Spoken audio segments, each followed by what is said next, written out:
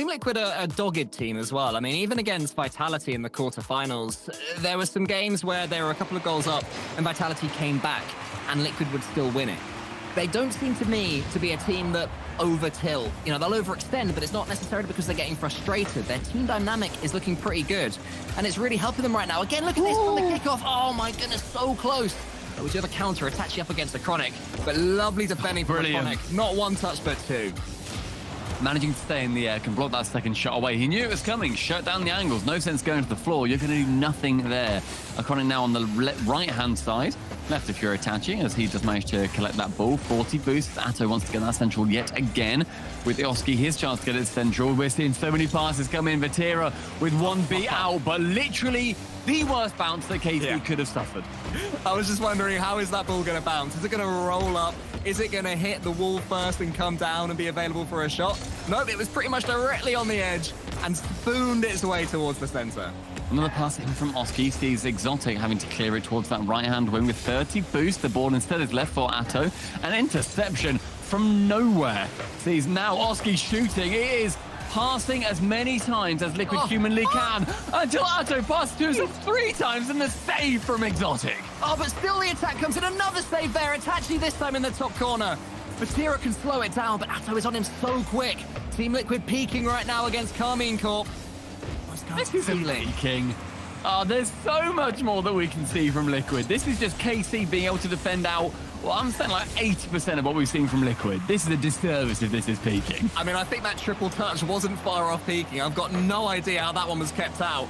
Karmine Corp somehow found a way. They had a little bit of attack, but Team Liquid survived that too. So defensively, they're looking okay, Team Liquid. Itachi is going to win this one cleanly though. Vatira really wanted that pass. Itachi ignored him, went over the top. Vatira might be able to profit in the end. Quite more good defending. And Chronic has a chance here. This should be 1-0. Oh, beautiful. Lovely finish. And it is the 1-0. The tip on from that final shot is Exotic and Itachi in each other's way in the end, where Exotic didn't need to go in for that. Chronic can then tap it on from the pass from Atto, who just had to get it downfield. Chronic is waiting, and Chronic is getting that first goal. And that is the lead for Team Liquid. I think their first one in this series. Yeah, I think it's the first time they've scored the first goal in a game. Just saying how much better they have been at starting each time. No longer surprised by Karmine Corp's speed and aggression. Itachi sets that one up, and Atto wins the race, or at least gets to that wide. Oski's got not too much boost, but thankfully for him, Chronic's helping out. Now Exotic, his turn to send it high. It's not really happening for Karmine Corp all of a sudden. You know, these passes that were so influential earlier on, they're being read by Team Liquid every single time, and there's actually some misses coming in, some whiffs from KC. They seem shaken to me. There's a few chances, yeah, you're right, where you're seeing Vatira go up for a ball and they're kind of shying away from it. Chronic, they're thinking there's going to be a block, but instead KC stay completely grounded. From Vatira to Exotic, and a miss from Oski leaves open again for Vatira to shoot, but Atto is able to cover the vulnerable net. Exotic now with 80 boosts. He's Itachi waiting, wants to drop it down with yet another 50, where he got that first goal in game number 1. What we do know about Karmine Corp is that they will not panic. Sure, things aren't really happening for them at the moment, but they've got the presence of mind to just pass the ball around, make sure they don't go 2 goals behind, and know if they can get that ball forward, they will eventually have boost, and they will be able to break through this Team Liquid defense. Team Liquid have to be aware that any second that can happen, and maybe they can double their own lead. Not quite on that occasion. And Karmine are, bear in mind, the highest scoring goals per game team that we've had in this entire regional.